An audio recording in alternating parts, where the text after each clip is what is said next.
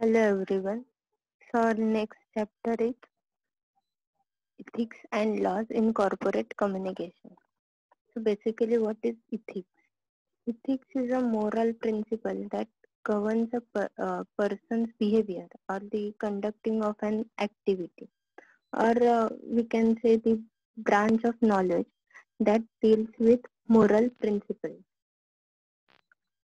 So importance of these ethics in corporate communication: to advise the top level of the organization, professional communicators must be conversant with issues management, risk and crisis management, leadership, organizational culture, and policy and ethics.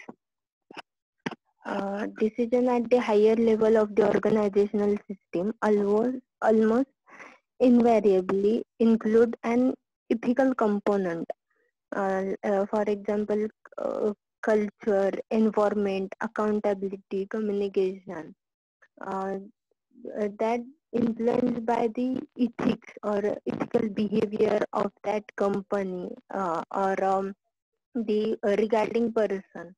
uh, uh, म्हणून ethics हे खूप important आहेत communication मध्ये, कारण top level management जेव्हा communicate करत असते किंवा कॉर्पोरेट कम्युनिकेटर जे कम्युनिकेट करत असतात किंवा डील करत असतात, तरी ते त्याच्यात crisis management, risk management, leadership, organisational culture, policy हा खूप इम्पॉर्टंट पार्ट येतो. आणि त्याच्यामध्ये इथिक्स मेंटेन करणं हे खूप जास्त इम्पॉर्टंट आहे. त्याच्यानंतर नेक्स्ट आहे ethical challenges. Lack of communication professional.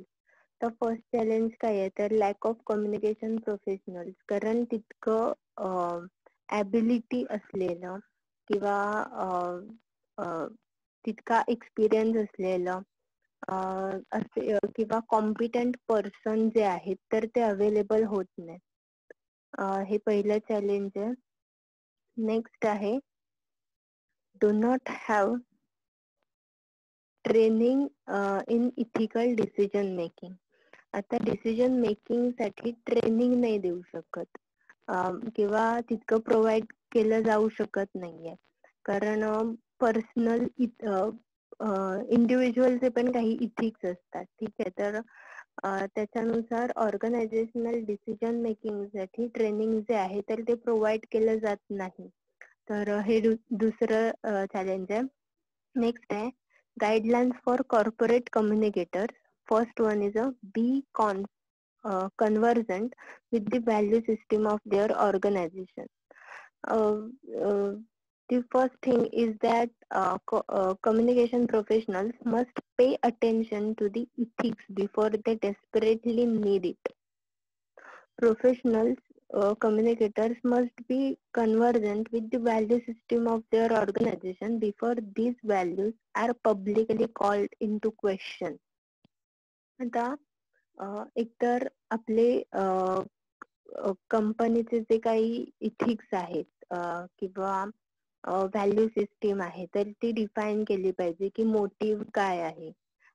तर आणि त्याच्यानंतर त्याच्यानुसार वागलं पाहिजे. म्हणजे जर सर्विंग फॉर दी सोसायटी हा जर मोटिव्ह असेल किंवा हे जर इथिक्स प्रिन्सिपल्स असतील तर कंपनीच्या सर्व्हिसेस मधून त्यांच्या एम्प्लॉईजच्या बिहेवियर मधून ते दिसलं पाहिजे. नाहीतर त्याच्यावर क्वेश्चन केले जातील की तुमची विजन मिशन किंवा इथिकल व्हॅल्यूज ज्या आहेत तर त्या मॅच करत नाहीयेत. Next is study the academic research and best practices of ethics management.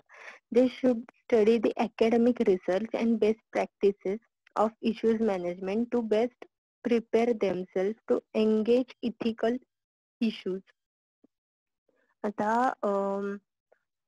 आपल्याला जसं BMS हा कोर्स स्पेशलाइज्ड आहे, प्रोफेशनल कोर्स आहे, तसंच इश्यूज मॅनेजमेंट किंवा अकॅडमिक रिसर्च जे तुम्ही प्रोजेक्ट बनवता, तुम्हाला टीवायला येऊन रिसर्च पेपर करण्यासाठी पण मोटिवेट केलं जातं. तर ह्याच्यावर जास्त फोकस केला गेला पाहिजे की जेणेकरून त्या स्टुडंटचा किंवा त्या कॅन्डिडेटचा त्याच्यातलं नॉलेज आहे किंवा स्किल्स आणि ॲबिलिटीज ज्या आहेत तर त्या वाढतील. आणि इथिक्स च्या रिलेटेड किंवा इश्यूज मॅनेजमेंट ही जी ॲबिलिटी आहे तर ती इम्प्रूव्ह होईल.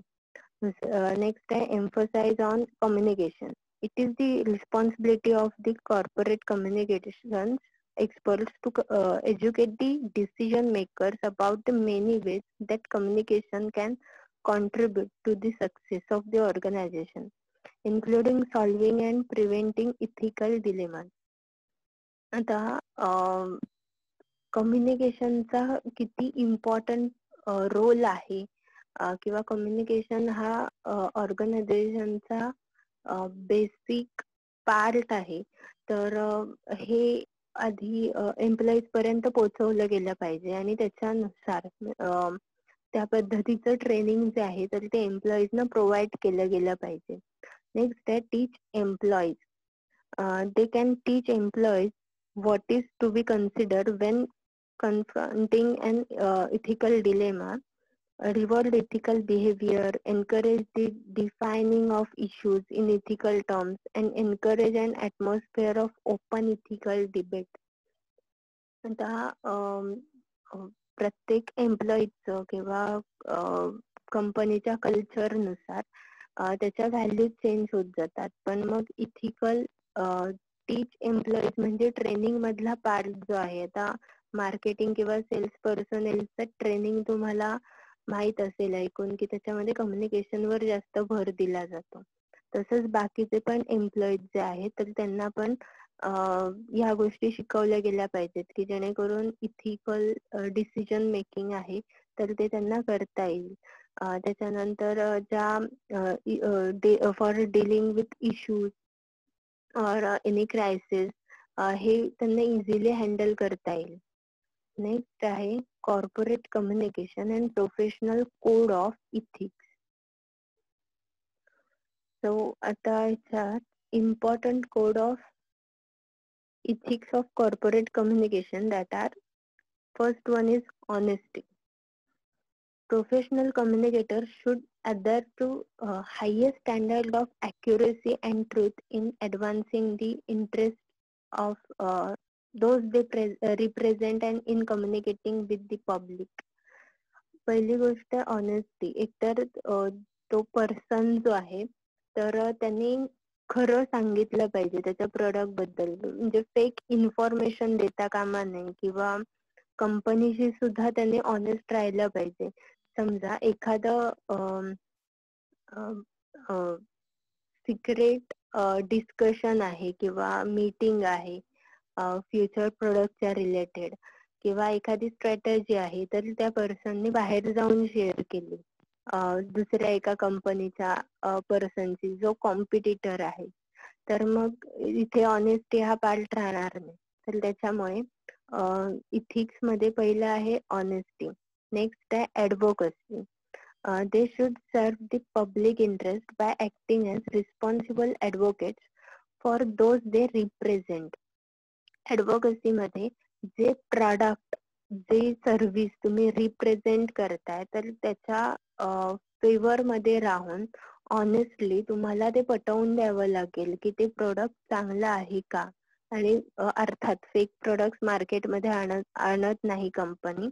अशा कंपनी असतात पण आपण ज्या फॉर्मल कंपनी आहेत किंवा कॉर्पोरेट इथिक्स बघतोय तर त्याच्यात कस्टमरला व्यवस्थित तुमच्या प्रोडक्ट बद्दल पटवून देता आलं पाहिजे. तुमच्या कंपनीची बाजू जी आहे ती तुम्हाला मांडता आली पाहिजे.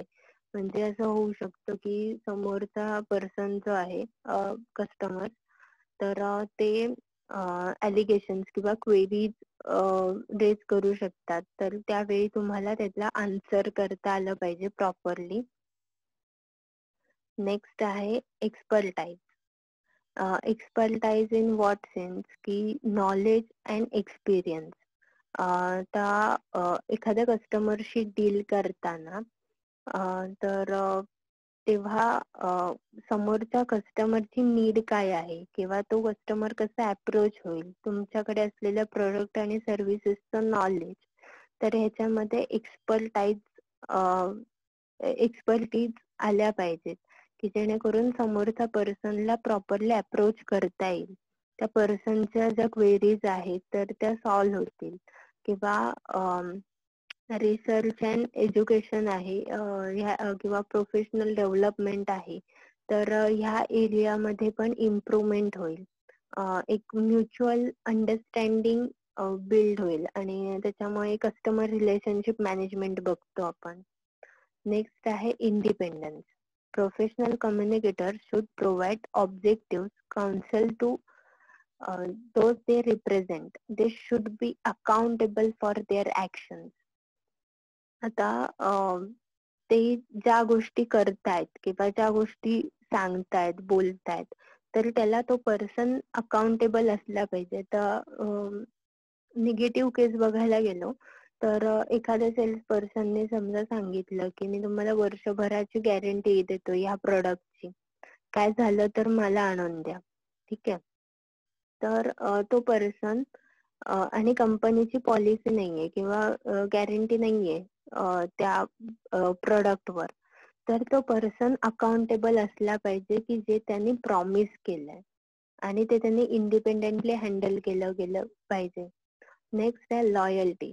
दे should be faithful to those they represent while honoring their obligation to serve the public interest.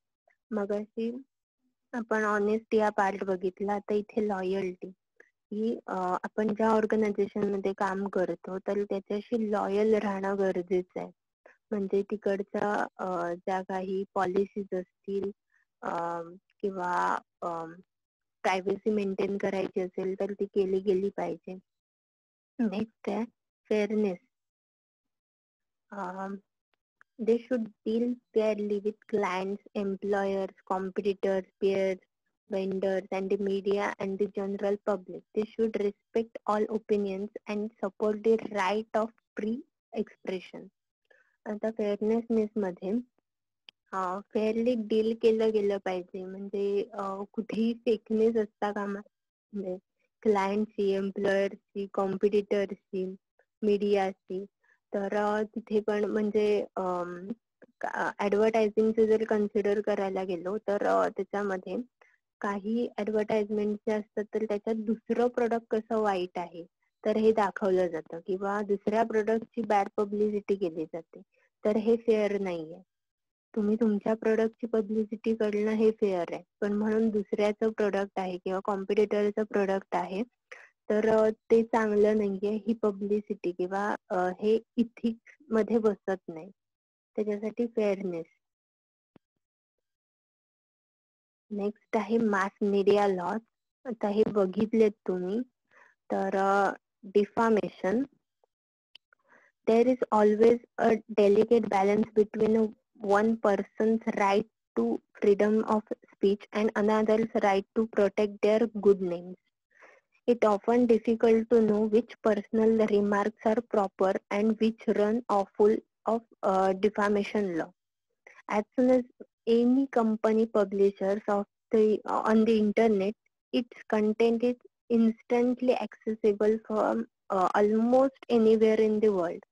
This creates further problems as this means that there is potential for defamation cases to be brought about in the number of different jurisdictions internationally. त्या defamation जर basically बघायला गेलो तर एखाद्याच्या रेप्युटेशनवर जे allegation लावले जातात किंवा एखाद्याचे रेप्युटेशन जर सफर होत असेल तर ते डिफामेशन आपण कन्सिडर करतो. तर मास मीडिया लॉज मध्ये मुद्दामून बघतोय. तर रिलेव्हन्स टू कम्युनिकेशन एक्सपर्ट्स मध्ये पहिला आहे multiple communication channel. Today, the daily task of corporate communicators is to create content for publication across multiple communication channel as well as building and protecting the reputation of their clients, whether they are individuals or organizations. आता multiple communication channel मध्ये तर आपण media म्हणजे print media सुद्धा बघतो आणि television media पण बघतो. तर त्याच्यामध्ये एखाद्या इंडिव्हिज्युअलचं जे काही स्टेटमेंट आहे तर त्याच्या ऑर्गनायझेशनचे कनेक्शन लावून त्या ऑर्गनायझेशनचे स्टेटमेंट म्हणून ते कन्सिडर केलं जाऊ शकतं आणि त्याच्यामुळे क्रायसिस होऊ शकतात. तर मल्टिपल कम्युनिकेशनचा हा एक पार्ट आहे की ते कसं वर्क होतं किंवा डिफॉर्म कशी होते इन्फॉर्मेशन. नेक्स्ट आहे awareness of law. A solid understanding of defamation laws is required so practitioners know when they should seek legal assistance to defend their client's reputation in a court of law should be unfairly tarnished. Laws related to defamation are constantly developing and changing. It is important that they keep up to date with all of these. आता डिफामेशनच्या related किंवा इन्व्हजन of privacy असेल तर त्याच्या related law जे आहेत तर ते माहीत असले पाहिजेत. तरच कोर्टमध्ये असेल किंवा लिगल ऍक्शन्स घ्यायचे असतील तर तेव्हा त्यांना त्यांची बाजू मांडता येते किंवा लिगल ऍक्शन्स घेता येतात. आता types of defamation. The term defamation is an all-encompassing term that covers all statements that hurt someone's reputation. त्याच्यामध्ये लायबल आणि स्लॅन्डर असे दोन टाइप्स आहेत. So what is liable? If the statement is made in writing and published, the defamation is called libel. And what is slander? If the harmful statement is spoken, the statement is slander. Slander is when the statement spoken or in a transitory form, unless it broadcast on television, radio, or made in public performance of a play. आता liable आणि स्लॅन्डर मध्ये difference काय? तर liable हे आहे की writing मध्ये जे स्टेटमेंट केले जातात आणि जे पब्लिश केले जातात तर ते आहेत लायबल. आणि स्लॅन्डर काय आहेत की असे स्टेटमेंट बोलले जातात. तर आपण पॉलिटिकल इश्यूज पण बघतो किंवा सेलिब्रिटीजचे जे काही ओपिनियन्स असतात तर ते पण बघतो. तर जे ट्विट केले जातात किंवा ज्या पोस्ट शेअर केल्या जातात त्या रिसेंट जर काही इश्यूज कन्सिडर करायला गेलं तर लायबल मध्ये शिवाजी महाराजांवर एकेरी पोस्ट केल्याबद्दल जे काही क्रायसिस तयार झालेले तर ते झाले लायबल, कारण ती पोस्ट शेअर केली गेली होती जी रायटिंग मध्ये होती आणि पब्लिश केली गेली.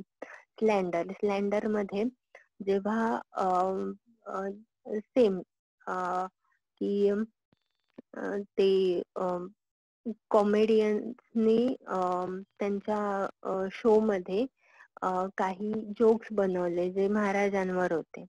तर हे काय झालं स्लॅन्डर, कारण ते बोललं गेलं, स्पोकन होतं. दोन्ही मधला फरक लक्षात घ्या. लायबल हे रिटन आणि पब्लिश असतं आणि स्पोकन जे आहे स्लॅन्डर जे आहे तर ते स्पोकन स्टेटमेंट असतं जे ब्रॉडकास्ट होतं. Next, in India, defamation can both be a civil wrong and in a criminal offense. The difference between two lies in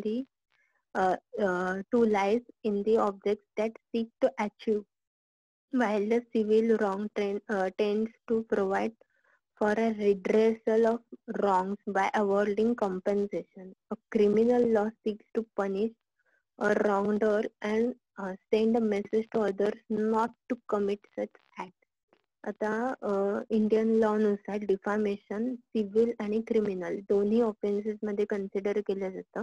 civil offence मध्ये जर असेल तर त्या पर्सनला कॉम्पेन्सेट करावं लागतं किंवा अंडर लॉ त्याला म्हणजे माफी वगैरे मागितली जाहीर तर सिव्हिल मध्ये कन्सिडर केलं जाऊ शकतं किंवा कॉम्पेन्सेशन, एखादा फाईन. आणि जर क्रिमिनल ऑफेन्स असेल तर त्याला पनिश केलं जातं की जेणेकरून पुढचे म्हणजे पुन्हा कोणी अशा पद्धतीच्या गोष्टी करणार नाही. मग त्या पनिशमेंट ज्या असतात तर त्या खूप स्ट्रॉंग आणि स्ट्रेट असतात की काही वर्षांची इम्प्रिझरमेंट असेल किंवा फाईन नसेल किंवा बोथ असतील. नेक्स्ट आहे inversion of privacy. Communication experts prepare publicity release and other types of organizational communications on any number of topics and issues. Some of these messages could easily concern the public disclosure of private facts. तर ह्याच्यामध्ये inversion of privacy मध्ये प्रत्येकाची personal life असते. तर ह्याच्यामध्ये जर example consider करायचं झालं तर जे सेलिब्रिटी आहेत तर त्यांची पर्सनल लाईफ जी आहे तर ती एक्सपोज केली जाते विदाउट देअर परमिशन. मग त्याच्यामध्ये त्यांचे काही अफेअर्स असतील किंवा काही फेक न्यूज असतील किंवा अगदी खऱ्या न्यूज असल्या तरी सुद्धा त्यांचा कन्सर्न न घेता त्या न्यूज पब्लिश केल्या जातात. मग हे काय इन्व्हर्जन ऑफ प्रायव्हसी. मग inversion of privacy act under जे सेलिब्रिटी आहेत तर ते काय करतात की लिगल ऍक्शन घेतात की कोणी कुठल्या मीडियाने हे स्प्रेड केलंय किंवा कुठल्या चॅनल वरून हे स्प्रेड झालंय. नेक्स्ट आहे major area of privacy law. First one is appropriation. Next one is intrusion.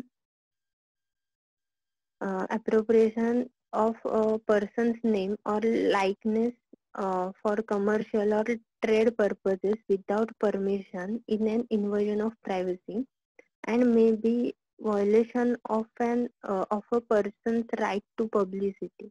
Use of individual's photograph, a sketch of a person, a nickname or a stage name are all considered use of name or likeness.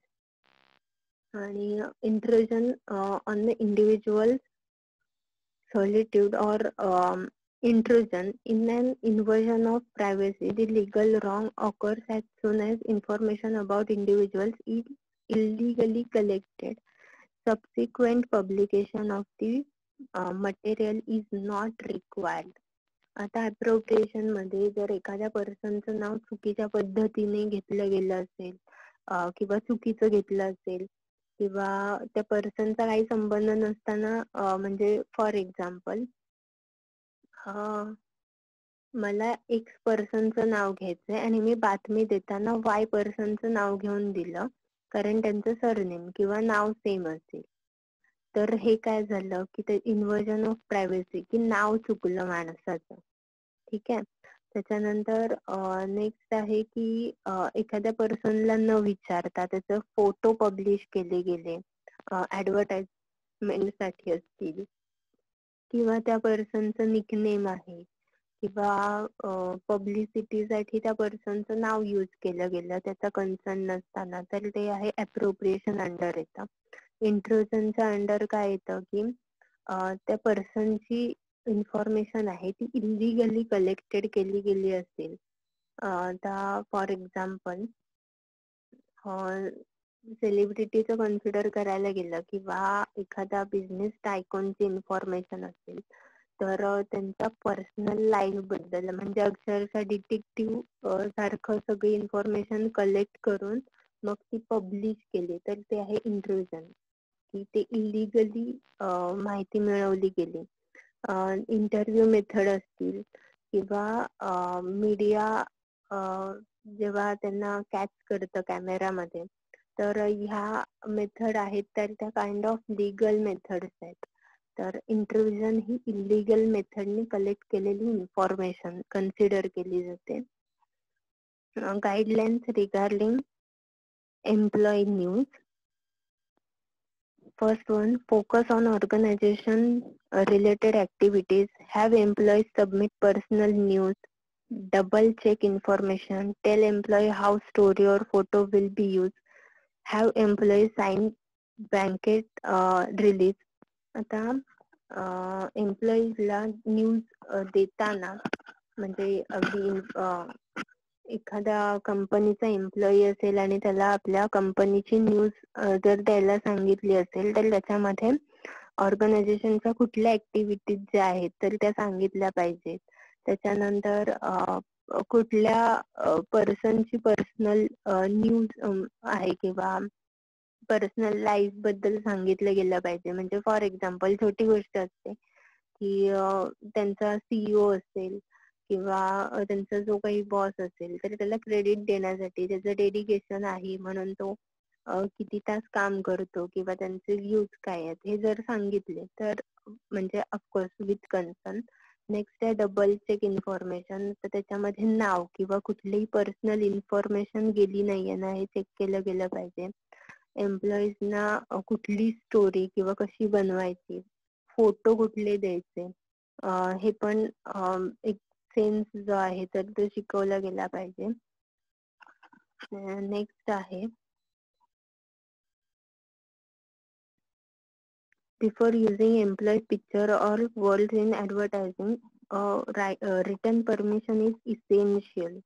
For media inquiries, it is required that only basic information, title, job description, date of employment is given, and no information regarding salary, home address, marital status, race, number of children, job performance, etc. आता कुठली information देऊ शकतो एखाद्या एम्प्लॉईची तर त्या एम्प्लॉईचा photo द्यायचा असेल तर इन रिटर्न परमिशन त्याची घेतली गेली पाहिजे. नेक्स्ट बेसिक इन्फॉर्मेशन मध्ये त्या पर्सनचं title, job description, date of employment हे देऊ शकतो. पण त्या पर्सनची salary, home address, marital status, number of children, job performance ह्या गोष्टी देणं इथिकल नाहीये. नेक्स्ट आहे कॉपीराइट ऍक्ट. तर कॉपीराइट ऍक्ट आपल्याला सगळ्यांनाच माहिती आहे. Copyright protects original work of authorship, is governed by Copyright Act because copyright is meant to protect creativity and originality. It does not cover raw facts and general ideas, but specific ways in which those ideas are expressed. आता copyright act मध्ये innovation किंवा creativity जी आहे तर त्याची ownership किंवा त्याचा right मिळालेला असतो त्या पर्सनला की जो कोणी चोरू शकणार नाही. आता त्याच्यामध्ये रॉ आयडियाज किंवा जनरल आयडियाज ज्या आहेत तर त्या कॉपीराइट केल्या जाऊ शकत नाहीत. म्हणजे एखाद्या पर्सनला जर स्टोरी सुचली असेल, समजा एज्युकेशनल इश्यूज रिलेटेड स्टोरी असेल तर उद्या कुणी रायटर जाऊन क्लेम करू शकत नाही की ही आयडिया मला सुचली होती किंवा ह्या आयडियावर माझा कॉपीराइट आहे, कारण ती जनरल आयडिया आहे किंवा रॉ फॅक्ट्स आहेत. पण जसं मराठीत एक मूवी आहे की पछाडलेला, तर त्याच्यामध्ये तो तात्या विंचूचं जे कॅरेक्टर आहे तर त्याच्यावर कॉपीराइट घेतला महेश कोठारेने की जेणेकरून दुसरा कोणी तात्या विंचूचं कॅरेक्टर यूज करून तो पिक्चर बनवू शकणार नाही. ठीक आहे, तर हा फरक आहे त्याच्यामध्ये. नेक्स्ट आहे कॉपीराइट गाईडलाईन्स.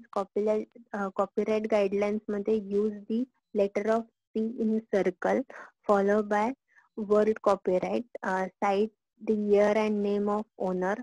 आता कॉपीराइटचं साईन कसं असतं तर सर्कल मध्ये सी असतं, त्याच्यानंतर तिथे समोर सीच्या पुढे इयर, त्याच्यानंतर ओनरचं नेम किंवा जो काही रजिस्ट्रेशन नंबर असेल तर तो मेन्शन केलेला असतो. नेक्स्ट आहे same rules apply to cyberspace for downloading, uploading material from on the internet. Authorization is required. आता डाउनलोडिंग किंवा अपलोडिंग मटेरियल आहे तर ते पण कॉपीराइटेड असतं की मूवीज आहेत किंवा एखादी व्हिडिओ आहे की जे कॉपीराइटेड आहे किंवा एखाद्याचं रिसर्च वर्क आहे त्याच्यामध्ये. नेक्स्ट आहे आयडियाज कॅनॉट बी कॉपीराइटेड. आता हे आत्ताच आपण डिस्कस केलं की जे रॉ फॅक्ट्स आहेत किंवा आयडियाज आहेत तर त्या कॉपीराइट होऊ शकत नाहीत.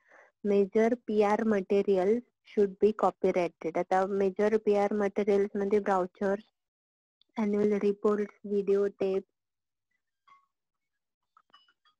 ह्या सगळ्या गोष्टी आल्या. नेक्स्ट आहे तर त्या कॉपीराइटेड असल्या पाहिजेत कंपनीच्या, नंतर ते मटेरियल दुसरं पण कोणी यूज करू शकतं. Seek permission for material use for sale. एखाद्या पर्सनचं मालकीचं जर मटेरियल असेल तर ते सेल करण्यासाठी त्याची परमिशन असणं गरजेचं आहे. त्याच्यानंतर sick permission for tape segments of TV, movies और सॉंग्स. एखादं सॉन्ग अपलोड करताना किंवा मार्केटमध्ये आणताना त्याचा ओनरशिप ज्याच्याकडे आहे किंवा त्यांनी जे बनवलंय तर त्यांची परमिशन घेणं गरजेचं आहे. नाहीतर तुमच्यावर लिगल ऍक्शन घेतल्या जाऊ शकतात. Freelance photographers retain rights to photos.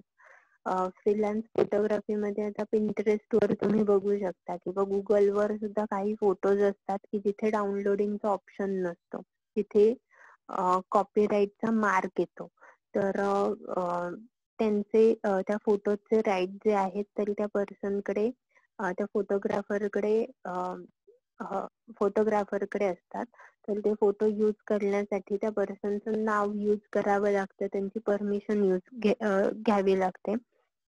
Private letter photos of celebrity required releases. आता प्रायव्हेट लेटर्स जे असतील किंवा फोटोज जे असतील तर त्याच्यासाठी ते रिलीज करण्यासाठी किंवा पब्लिश करण्यासाठी परमिशन घ्यावी लागेल. आता सेलिब्रिटी जर कन्सिडर करायला गेला तर दीपिका पदुकोण आणि रणवीर सिंगचं मॅरेज तुम्हाला सगळ्यांना माहिती, तर त्याच्यामध्ये त्यांनी खूप सिक्युरिटी मेंटेन केली होती की जेणेकरून लग्नाचा एकही फोटो त्यांनी पब्लिश केल्याशिवाय इंटरनेटवर येणार नाही. ठीक आहे. आणि तसं जर कोणी केलं असतं तर त्यांच्यावर लिगल ऍक्शन घेतल्या गेल्या असत्या. नेक्स्ट आहे government documents are not copyrighted but avoid implying government endorsement. त्या गव्हर्नमेंट डॉक्युमेंट्स जे आहेत ते कॉपीराइटेड नसतात, पण गव्हर्नमेंट डॉक्युमेंट जे आहेत ते बाकी कुठे यूज करू शकत नाही. Digital privacy. The tools available in the digital environment have changed the nature of what creators are able to produce and how they share their works with the public and the ways the public can access the content and interact with it. आता digital piracy मध्ये आपण general example बघतो की movie release व्हायच्या आधी movie इंटरनेटवर available झालेली असते, तर हे डिजिटल पायरेसीचं एक्झाम्पल आहे. challenges in contemporary scenario. First one is unauthorized sites, की ज्या साईट अनऑथराइज आहेत त्याच्यावर कॉपीराइट लॉ आहेत किंवा सिक्युअर नसलेल्या साईट्स आहेत, तर त्या अनऑथराइज साईट. नेक्स्ट आहे हाय स्पीड इंटरनेट, की आता इंटरनेटचा स्पीड खूप हाय झालाय आणि त्याची कॉस्ट आहे तर ती कमी होतीये. तर त्याच्यामुळे कुठलंही मटेरियल असेल, म्हणजे म्युझिक रेकॉर्डिंग आहेत, ई बुक्स आहेत इवन, किंवा मूवीज आहेत, सिरीज आहेत, तर त्या जनरली आपण यूज करतो, बघतो. तर हाय स्पीड इंटरनेट हे सुद्धा एक चॅलेंज आहे. नेक्स्ट आहे मिसगायडेड कन्झ्युमर्स. मिसगायडेड कन्झ्युमर्स मध्ये एक एक्झाम्पल सांगते की बँकेच्या साईट ज्या असतात ना, नेट बँकिंग साठी ज्या साईट बनवलेल्या असतात बँकेने, तर तशीच सेम साईट बनवून कस्टमरला मिसगाईड केलं जाऊ शकतं, की म्हणजे त्यांची इन्फॉर्मेशन जी आहे तर ती चोरली जाते, घेतली जाते आणि त्यांचे अकाउंट जे आहेत तर ते रिकामे होतात. म्हणजे काय, मिसगाईड केलं जातं फेक साइट्स बनवून. Ethical guidelines created by Canadian Association of Journalists is often cited by media relations practitioners when it comes to ethical issues in the content of digital media. So, first one is ethical practice does not change with medium. Ethical practice medium नुसार change होत नाहीत. मग त्या print media असेल किंवा television media असेल, all online content are considered carefully. It must be accurate. The need for speed should never compromise accuracy, credibility or fairness. Online content must be reported carefully. Online content जर असेल तर त्याचा report किंवा त्याचे credit जे आहेत तरी ते दिले गेले पाहिजेत. म्हणजे आता हल्ली आपण पण जेव्हा एखादी पोस्ट शेअर करत असतो स्वतःच्या म्हणजे पर्सनल अकाउंट वर जरी, तरी आपण तिथे पीसी म्हणजे फोटो क्रेडिट मेन्शन करतो किंवा व्हिडिओ क्रेडिट आहे जर ते मेन्शन करतो. नेक्स्ट आहे source should be inform Wien stories about them will be publish across various media. सोर्सला किंवा त्या रिगार्डिंग पर्सनला माहित असलं पाहिजे की स्टोरी कधी पब्लिश होणार आहे, कुठल्या मीडियमनी. एन्श्युअर क्रेडिबिलिटी, जसं सांगितलं की ज्याचं त्याचं क्रेडिट जे आहे तर ते दिलं गेलं पाहिजे. When errors are corrected or altered, it must be indicated.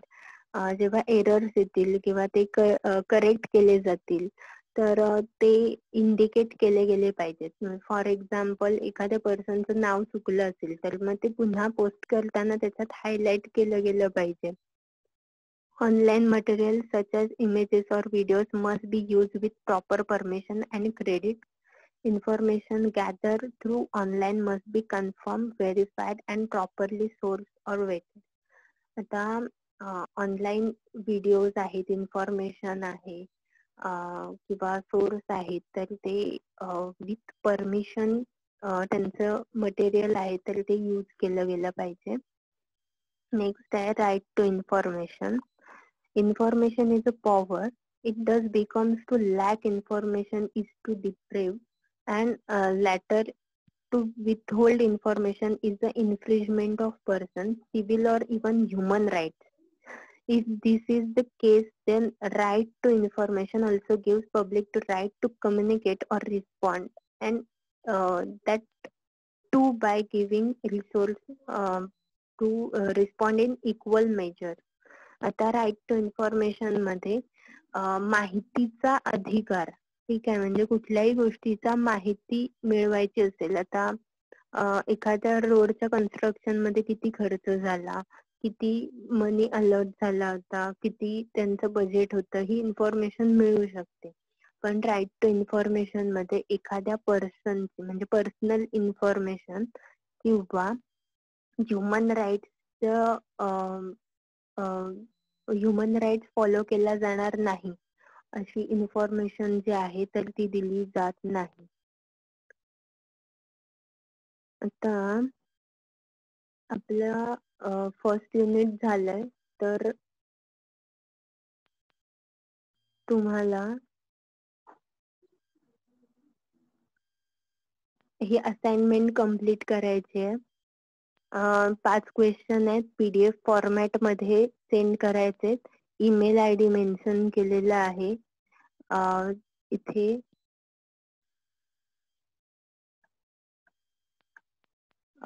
तुम्हाला क्लासचं नेम, त्याच्यानंतर तुमचं सब्जेक्ट नेम जे आहे तर ते मेन्शन करायचंय. त्याच्यानंतर असाइनमेंट नंबर आणि तुमचं नाव. वेनसडेला मला असाइनमेंट सबमिट करून हवं. थँक्यू.